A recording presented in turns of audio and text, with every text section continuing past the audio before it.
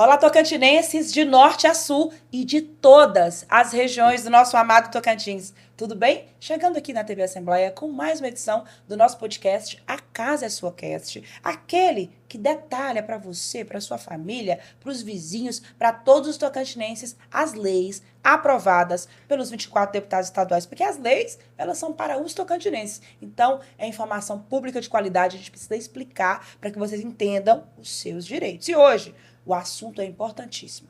Vamos falar sobre a habitação, que é o sonho de tantas famílias tocantinenses. Quando a gente fala em casa própria, quando a gente fala em habitação, a gente está mexendo com sonhos, com vidas. E hoje a gente vai falar da Lei 4.684, uma lei atual de maio deste ano de 2025, que instituiu o Programa de Habitação Tô em Casa. Programa aí do governo do estado. Essa lei é de iniciativa do executivo e foi aprovada pelos deputados aqui do Tocantins. O programa, pessoal, ele visa garantir o direito à moradia digna, né, para as famílias em áreas urbanas e rurais do estado, promovendo a melhoria das condições habitacionais e da qualidade de vida. E hoje eu tenho a honra de receber aqui dois convidados especiais para contribuir com essa discussão e para a gente entender mais detalhes desse novo programa. Aqui à minha frente, ela que é advogada especializada em direito imobiliário e regularização fundiária, atualmente também diretora jurídica da Secretaria das Cidades, Habitação e Desenvolvimento Regional do Tocantins, Tabata Souza Santos. Tabata, bem-vinda. Muito obrigada. É um prazer estar aqui falando desse programa que, para a gente, que é da Secretaria das Cidades, Habitação e Desenvolvimento Regional, é um prazer fazer parte disso e levar informação para a população tocantinense. Muito bacana. E ao lado dela, vamos ouvir outro segmento importantíssimo quando se fala em habitação no Tocantins. Ele que é dirigente do Movimento Nacional de Luta pela Moradia e membro do Conselho Nacional das Cidades, Bismarck Miranda. Bismarck, prazer recebê-lo. Prazer, é uma alegria bastante grande, né? Debater o direito à cidade, debater com o poder público para garantir o direito de morar para todas as pessoas aqui do estado de Tocantins. Essa é a nossa luta. E de muitos anos. Quantos anos já tem o movimento? Então, o nosso movimento é um movimento nacional, mas nós fundamos esse movimento aqui em 95. Desde 95 nós militamos nessa área. O nosso movimento nacional de luta pela moradia já tem contribuído para a construção de mais de 6.700 moradias aqui no estado. Bem antes do governo Lula, a gente já fazia parcerias internacionais para garantir pequenos projetos. Claro que, em termos de direito à moradia, nós temos que parabenizar o governo Lula, que criou o Ministério das Cidades e proporcionou a construção de mais de 4 milhões de moradias para famílias de baixa renda nesse país. Né? Então, entendi. Ok, vamos falar mais sobre o assunto. Tabata, começando com você. A lei que nós estamos discutindo aqui hoje, a Lei 4.684, que institui o programa Tô em Casa, ela tem um foco muito claro na regularização fundiária. Como é que você vê a importância dessa medida para a população do Tocantins, especialmente em áreas mais vulneráveis? Sem dúvida, a grande população Tocantins, uma boa parte, está nessa classe de mais vulnerável. Então, assim, tem sido pensada políticas públicas voltadas para atender esse público. E no Tô em Casa, que traz essa política de regularização fundiária também, dentre outras matérias, mas também a regularização, o que foi pensado? Para que a gente possa implementar a habitação, a gente precisa de áreas regularizadas. E, sem dúvida, é uma demanda gritante no estado de Tocantins, de norte a sul do Tocantins, regularização fundiária. Dito isso, o programa vai abraçar também essa demanda e a gente está pensando na forma de implementar a regularização fundiária em cidades com maior potencial financeiro, mas também em pequenos municípios. Uma política pública que possa atender todos os municípios. Entendi. Bacana. Bismarck, você como um dirigente do Movimento Nacional de Luta pela Moradia, qual que é a sua avaliação sobre a criação desse programa Tô em Casa? E você acredita como que ele pode ser um dos instrumentos para atender às necessidades da população mais carente aqui no Tocantins? Olha, o movimento popular urbano que luta pelo direito à cidade achou muito positiva essa lei, porque pela primeira vez é criada uma lei que garante várias possibilidades do direito à moradia, né? por exemplo, é a primeira vez que o Estado cria uma lei para criar condições para o Estado implantar o auxílio moradia para quem não tem condições de pagar aluguel e para quem está morando em vulnerabilidade social. A lei prevê isso, né? Pela primeira vez na história do Estado de Tocantins, né? Então, resumindo, a lei cria condições para o Estado captar recursos para produção de habitação de interesse social, regularização fundiária, né? Parcerias com os municípios e o governo federal, né? Então a lei cria essas condições, né? Agora a gente tem que ter recursos para isso, né? Então o Estado está estudando essa possibilidade, inclusive, de captar empréstimos para fazer um programa mais robusto, né? Inclusive, a ideia do nosso movimento para construir mais unidades habitacionais é construir essa parceria com o governo federal e o Estado e os municípios, né? Porque nós temos vários problemas. Qual é o pior problema que a gente tem em termos de garantir moradia de qualidade? É a disputa pela terra, né? Porque as cidades estão mercantilizadas, né? Ou seja, para a gente poder ter acesso à terra tem que ter muito dinheiro. Então tem que entrar o poder público com seus instrumentos, né, constitucionais para garantir o direito à terra. E nós, do movimento, estamos provocando, inclusive, o governo federal. Para você ter uma ideia, nós recebemos um terreno que vale 10 milhões de reais se o governo federal quisesse vender esse terreno em Grupi, e nós recebemos gratuitamente, sem gastar um centavo, inclusive com o registro da escritura no cartório, lá em Grupi, no centro de Grupi, do lado do fórum, do lado do SESC, do lado da Câmara Municipal, né, no centro da cidade, para garantir a construção de 100 moradias. Né? Mas tem lugares que precisa da contrapartida do Estado para a gente garantir mais recursos. Então, nós estamos preocupados, por exemplo, com as comunidades indígenas. Isso. Aqui no estado de Tocantins. A maioria das comunidades indígenas moram em barracos improvisados, né? A gente tem que garantir moradia de qualidade para essas comunidades e, através do programa Minha Casa Minha Vida Rural e a parceria dessa lei do Estado, a gente pode garantir em torno de 100 mil reais para construir uma casa de 45 metros quadrados, né? Para garantir saúde para as comunidades indígenas e as comunidades quilombolas, né? E o nosso movimento está fazendo projetos, porque as empresas que têm lucro na produção de unidades habitacionais, elas não têm interesse de construir uma casa lá na comunidade indígena, porque a gente tem que atravessar o rio, tem que alugar balsa, tem que carregar o material de construção na maior dificuldade do mundo, então isso não tem lucro. Mas o nosso interesse é social, né? Então nós estamos assim muito contentes com essa lei que o governo do Estado criou, né? Mas a gente tem que ter recursos, porque agora a lei abre esse leque para buscar recursos do Estado para garantir a contrapartida. Se tiver parceria do governo federal, governo do Estado e os municípios, esse ano ainda, até dezembro, nós podemos aprovar em torno de 4 mil novas unidades habitacionais para o Estado. Garantir o direito à moradia, garantir geração de emprego e renda para o Estado e para a população. Nossa, muito bacana. Tabata, na sua experiência como diretora jurídica lá na Secretaria das Cidades, qual tem sido o maior desafio na implementação de políticas habitacionais, principalmente na regularização fundiária? Hoje, o nosso maior desafio são áreas. Na área para implementar a política de habitação, nós temos uma grande demanda no Estado, que são áreas regularizadas. Porque esse é um dos requisitos mais recentes do governo federal de que, para que a gente possa apresentar projetos de habitação, é necessário que as áreas já estejam devidamente regularizadas. E hoje essa é uma demanda gritante do Estado de Tocantins. Regularização fundiária de áreas para que possam ser utilizadas. De igual forma, nós temos população que estão habitando e estão ocupando áreas sem o devido título. Temos áreas ao longo do estado todo em que pessoas habitam há mais de 20 anos no mesmo lugar e não têm o direito de dizer que é proprietário. Ele é possuidor, infelizmente. Mas hoje, até nesse sentido, a lei nos trouxe essa possibilidade de buscarmos recursos para investir também na regularização fundiária, além da habitação. Como muito bem colocou o Bismarck, essa lei foi feita e pensada com várias mãos. Certo. Por quê?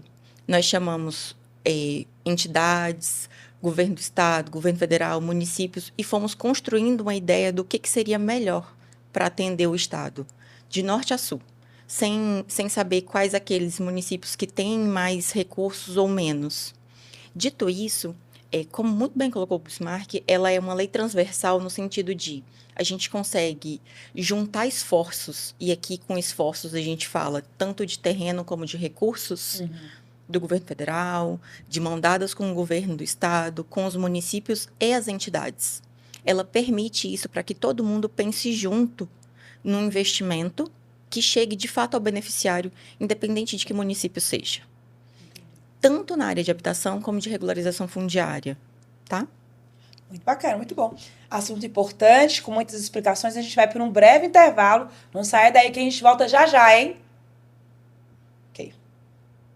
De volta aqui com o nosso episódio dessa semana do podcast A Casa é Sua Cast, discutindo a lei que criou o programa Tô em Casa, programa aí do governo do estado. Estamos aqui com representantes da área do governo e também com o movimento de luta pela moradia, que tem atuação nessa área, que acompanha e que tem também as suas percepções e lutas com relação a isso. Bismarck, o programa, ele propõe a construção de novos imóveis e a requalificação de imóveis existentes, né?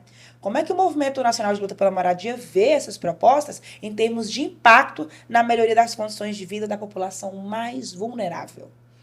É importante, nós temos aqui no estado de Tocantins muitas moradias que precisam às vezes de construir um banheiro, construir uma cozinha, fazer um reboco, melhorar a qualidade da moradia, né? Então essa lei, ela vai garantir recursos para essas possibilidades. O governo Lula também está lançando até agosto de reforma, recursos, né, para reformas de moradias. Às vezes a pessoa tem uma moradia que precisa construir um quarto porque a família aumentou, né?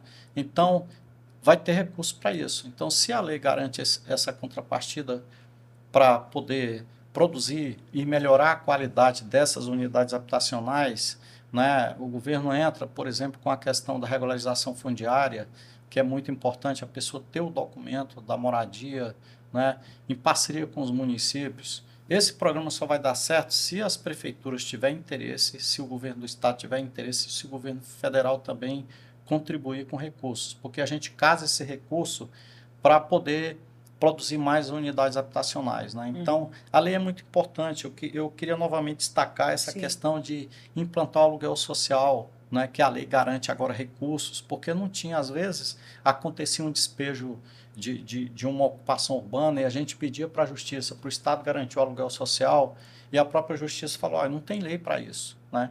Então, hoje nós temos problema sério, que a gente, há 15 anos atrás, a gente não tinha, 10 anos atrás, que são pessoas em situação de rua. Então, se tiver um trabalho com os assistentes sociais do município, com essa lei que garante recursos para isso, a gente pode diminuir drasticamente o número de pessoas que moram na rua, né? Que tem que ter um trabalho social em relação a isso. Se tiver a garantia de um aluguel social para resgatar essas pessoas, para garantir a saúde delas e a segurança delas, porque quem mora na rua vive numa situação crítica em relação à saúde, à segurança, ao medo, ao abandono, né? Então é importante. E requalificação de imóveis para a gente é fundamental, né? Então eu estou muito satisfeito. Agora, tem que ter recurso, né? Nós temos que cobrar dos deputados orçamento para garantir que tenha recursos constantes nessa lei, né? Então, é uma lei que vai criar condições para esse ano a gente ter moradia para o ano que vem, né? Porque, infelizmente, os programas habitacionais, com a saída da presidente Dilma, a entrada do governo Temer e Bolsonaro, paralisou, né? Infelizmente, passamos aí 6 anos sem produção de habitação no país inteiro, né? Então, nós vamos aproveitar agora a reativação do Ministério das Cidades para garantir a produção de unidades habitacionais. Eu não estou falando de 1.000 unidades, né? Nós temos que pensar em um planejamento nos próximos 10 anos de construir pelo menos mais 50.000 unidades habitacionais, né? Porque o mercado imobiliário para a pessoa ter acesso a empréstimo tá bom, está crescendo, né? Palmas está verticalizando com esses recursos, mas para ter acesso a esse tipo de financiamento, nós temos que também ter contrapartida. Então, às vezes, uma pessoa aqui, uma família ganha R$ 4.000 por mês, ela não pode entrar no programa social, né? Mas se o Estado garantir um pequeno empréstimo para a entrada desses financiamentos, né, vai garantir que a pessoa pague R$ 500 por mês num apartamento de 2 quartos no centro da cidade. Né? Então a gente precisa pensar nisso também, né? Garantir a contrapartida.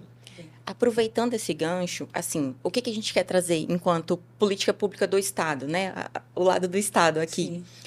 Quando a gente fez a lei, foi pensado a lei, nós pensamos nos programas que vão incluir nessa lei, né? Que vão agregar essa lei.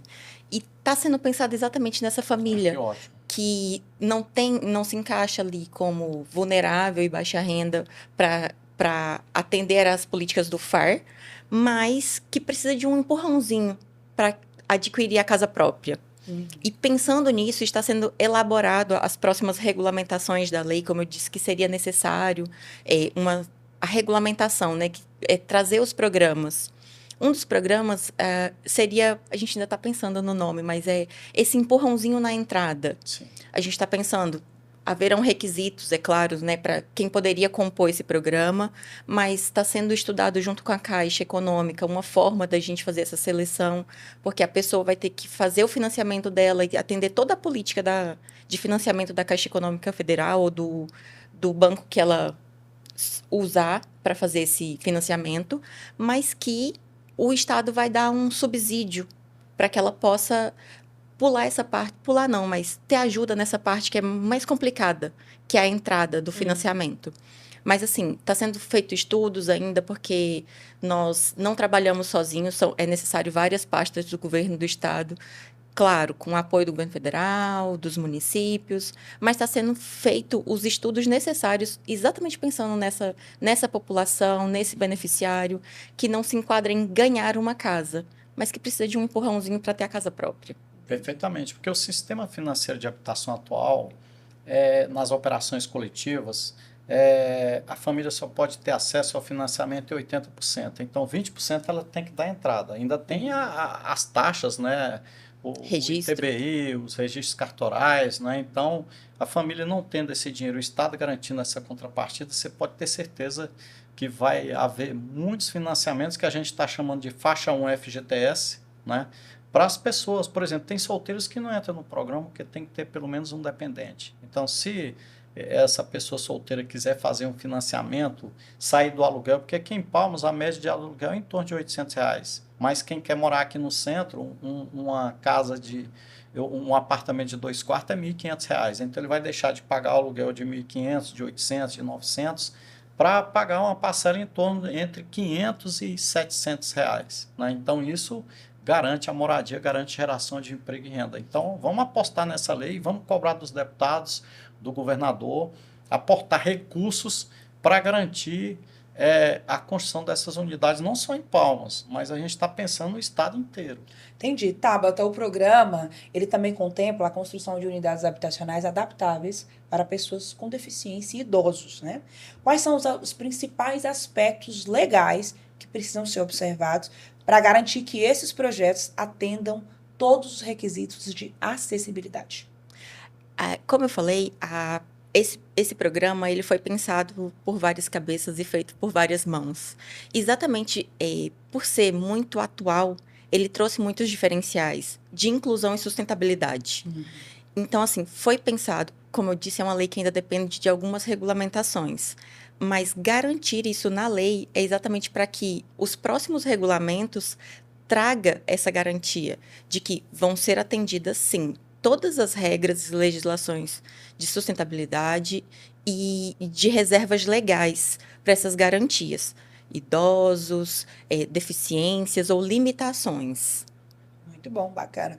Bismarck, uma das prioridades do programa é a implementação de ações de urbanização. Na sua visão, qual que é o papel da urbanização no processo de inclusão social e no acesso à moradia digna? Nós queremos, nós não defendemos a expansão das cidades. Primeiro a gente tem que pensar em usar as terras vazias no centro da cidade, ou seja, que a terra cumpra a sua função social, né? Palmas é um grande exemplo, existe um grande vazio urbano aqui, né? Então tem quadras, por exemplo, que tem acesso à água, à energia, a rede de esgoto está passando na porta, mas infelizmente infelizmente, o poder público não aplica os instrumentos para garantir que a Constituição cumpra a função social nessas áreas. Então, em termos de urbanização, nós acreditamos que a gente tem que ter acesso à água potável, à rede de esgoto, à escola, à creche, ao posto de saúde. Nós não podemos construir unidades habitacionais, aí a grande crítica do movimento, que às vezes a gente é criticado por isso. Aqui em Palmas foram construídos 2 grandes programas habitacionais, ali no Araras 1 e 2, 1.000 unidades ali, na saída de Itaquaruçu, um bairro super isolado, que não tem escola de ensino médio, né? A creche não garante a vaga para todas as famílias. Nós temos o Jardim Vitória 1 e 2, que é no extremo da cidade, teve que expandir a cidade, a área urbana, para poder produzir essas unidades habitacionais. Isso cria um problema seríssimo, porque você pega uma população aqui que morava de aluguel no centro aqui da cidade, leva para lá, tem toda essa questão cultural, né? Tem todo esse problema. Então, a gente precisa garantir que a gente use esses recursos e exigir dos municípios que a gente possa, de fato, não expandir as cidades e construir essas unidades habitacionais nas regiões centrais. Em Araguaína, nós estamos fazendo isso. Para você ter uma ideia, o governo federal ajudou a gente a comprar um terreno no valor de R$3 milhões para construir 144 apartamentos para mães que recebem Bolsa Família no centro de Araguaína, ali em frente ao novo shopping que construiu ali, né? Garantir moradia de qualidade no centro, né? Então, os municípios precisam criar esses instrumentos, porque a Constituição garante que os municípios têm essas prerrogativas, né? Então, a gente não pode construir unidades habitacionais fora desses equipamentos públicos, né? Então, a gente precisa garantir não só a moradia, mas que aquela família possa garantir uma vaga na creche para os filhos, para a escola de primeiro e segundo grau, né? Garantir a educação, a saúde, ao lazer, que é muito importante. E falar em acessibilidade, nós do movimento, nós acreditamos que todas as moradias têm que ter essa questão aí, né, de garantir que um cadeirante possa entrar no bairro com a sua cadeira, entrar na casa, usar o banheiro, né? Então, a gente precisa também fazer todas as adaptações para garantir a mobilidade de todas as pessoas que têm essas dificuldades de se mobilizar, né? Então, a gente pensa que a cidade justa, democrática e popular tem que garantir esses instrumentos. Bacana. Mas, Ju, eu posso só fazer claro. uma à parte na fala do Bismarck? Pensando nessa parte de urbanização, a lei também pensou nisso, não só em garantir a urbanização, mas em como seria feita. Dito isso, já é uma regra que vem ali, a gente já traz dessas regras do governo federal, no sentido de a moradia tem que ser digna, então ela não deve ser afastada da cidade, em áreas de expansão. Ela deve ser atendida por equipamentos públicos, ela deve ter acessibilidade a equipamentos comunitários. Dito isso, a lei do nosso programa Tô em Casa também trouxe a possibilidade de aquisição de imóveis já construídos, o que possibilita comprar em qualquer local da cidade, a aquisição em qualquer local da cidade. E ela trouxe também a possibilidade de construção de equipamentos públicos. Exatamente para, pensando em novas moradias, a gente também pense em equipamentos públicos que atendam essa população. Muito bacana. Você que está nos acompanhando, não saia daí, já tem mais informações importantes para você. Estamos de volta agorinha, jazinho.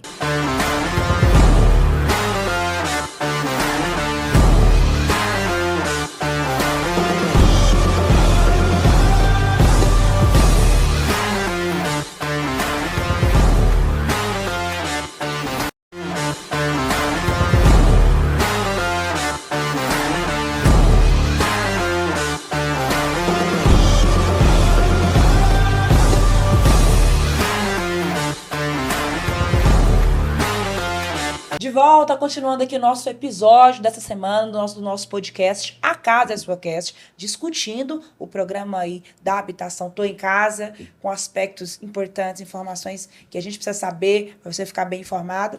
Tabata, no que diz respeito à integração com outras políticas urbanas, como é que você avalia a conexão entre a lei do Tô em Casa e outras iniciativas do governo estadual, por exemplo, como o Programa de Desenvolvimento Regional e as políticas de infraestrutura?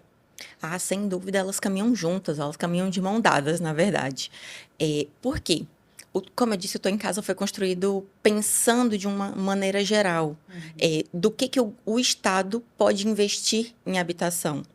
E não só uma secretaria, mas a própria lei traz essa diretriz de que a lei do Tô em Casa, o programa vai ser gerenciado pela Secretaria das Cidades, Habitação e Desenvolvimento Regional, mas ele necessita da colaboração de outras pastas do governo, na área social, na área de infraestrutura, na área de equipamentos públicos. Então, assim, de fato, é uma lei que traz a possibilidade e a necessidade do trabalho conjunto de várias vertentes, foi pensada de uma maneira transversal para atender às necessidades de fato da população. Então, várias pastas do governo vão estar envolvidas e vão estar trabalhando de mãos dadas, tanto o governo do estado como um todo, em parceria com o governo federal e governos municipais.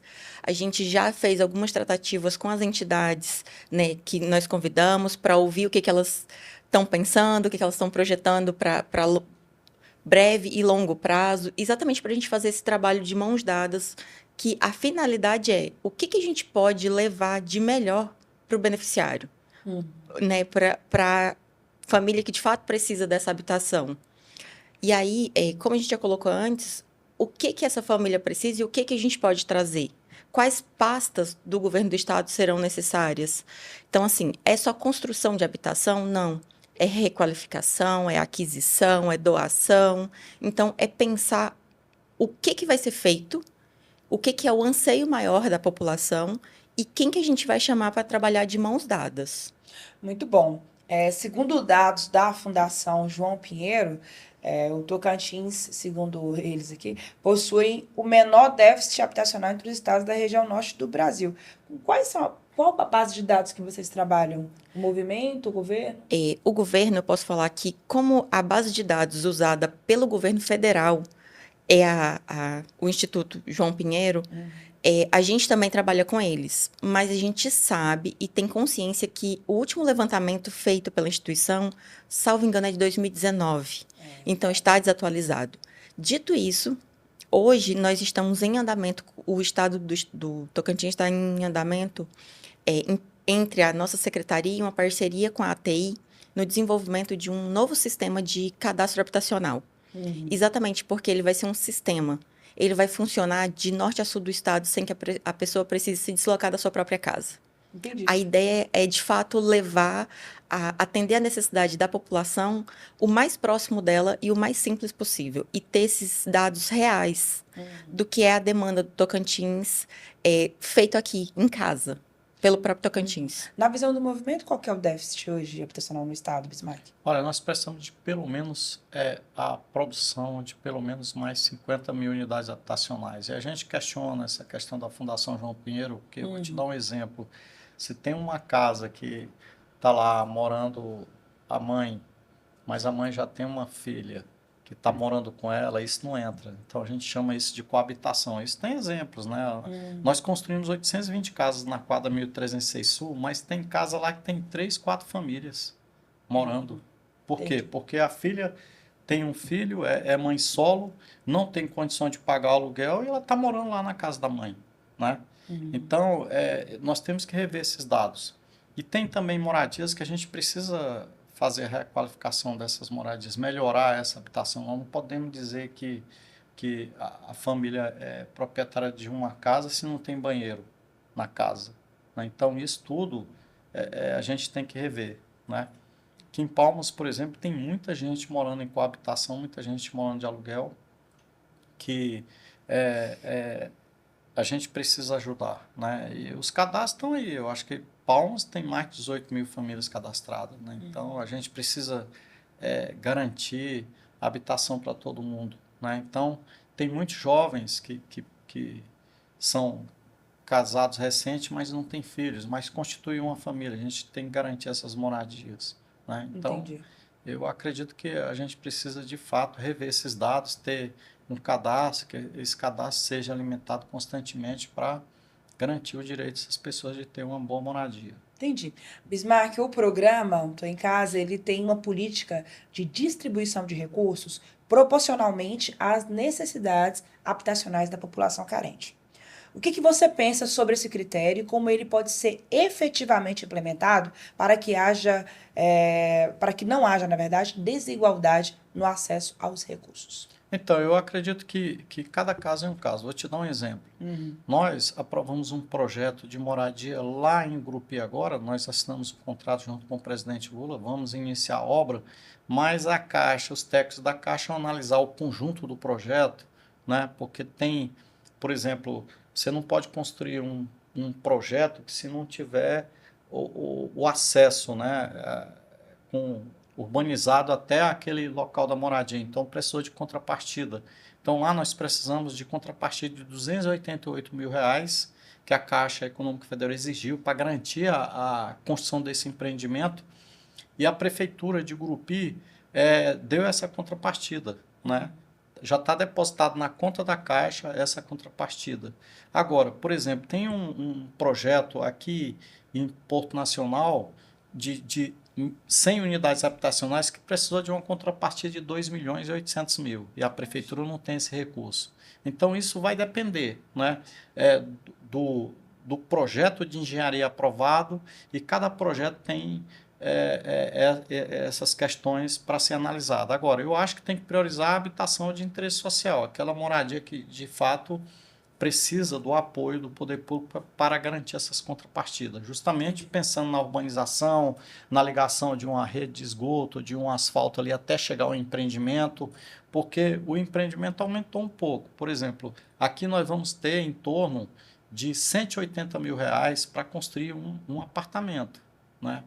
Então é uma boa grana, mas tem que ter a infraestrutura para chegar no local, né? Às vezes tem que construir uma elevatória para poder garantir o esgoto, a rede de esgoto. Então, entra essa contrapartida. Então, vai depender, né? Por exemplo, nós estamos fazendo um projeto para construir 35 casas lá na comunidade quilombola de São Vicente, né? Aquele povo lá está lá há mais de 100 anos lutando, as famílias pediram. Agora, para a gente construir essas moradias, a gente vai precisar alugar uma balsa, porque é uma ilha, né? Então, nós vamos aprovar o projeto junto com a Caixa Econômica Federal, e se o dinheiro do governo federal não der, a gente vai lutar para o Estado garantir essa contrapartida. A gente não sabe qual é o valor ainda, mas tudo isso a gente vai alçar. Qual é o aluguel da balsa, como é que a gente faz para levar o material, os trabalhadores que a gente vai contratar, como é que vai ser todo esse processo para garantir de fato que aquela comunidade tenha uma boa moradia para viver naquela ilha maravilhosa que é a Ilha de São Vicente. Entendi, muito bom. Alguma consideração, doutor, sobre o que ele falou? Sem dúvida, cada projeto ele requer suas próprias especificações. E aí a gente trata do valor, especificação técnica, as dificuldades enfrentadas.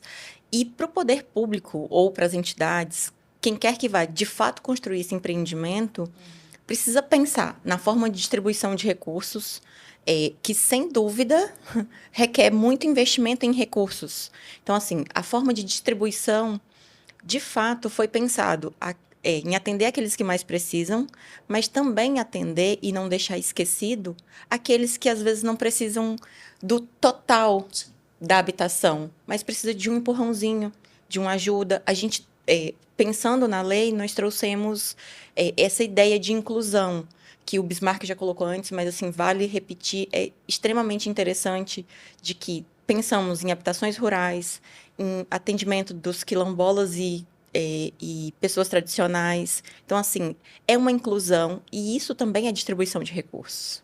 Muito bom. Então, nós discutimos aqui assuntos importantes aí em torno do que diz, do que prevê a lei do Tô em Casa para a população tocantinense. A gente vai voltar a debater esse assunto, que é um assunto de interesse social, habitação, casa popular. acesso à habitação. É um assunto que a gente vai estar sempre discutindo aqui, que sempre é alvo de leis dos deputados. Sem dúvida, estamos diante aí de um momento importante para as políticas públicas de habitação e de inclusão social. Agradeço a vocês pela participação. Bismarck, parabéns pela atuação do movimento, na luta. A Secretaria de Habitação aí, sempre pensando nos projetos, buscando os recursos, nas políticas transversais para garantir a habitação. E a gente está aqui, sempre pronto para discutir, debater assuntos importantes para a população que sejam alvo das leis aprovadas pelos deputados estaduais. Por hoje é só. Obrigada pela sua companhia, obrigada pelo carinho, obrigada quem me encontra na rua, em algum lugar, diz que assistiu. Eu fico muito feliz porque a gente está aqui para fazer comunicação pública de qualidade e informar você e toda a população tocantinense sobre as leis que são direitos da população do nosso estado. Por hoje é só. Grande abraço. Até a próxima.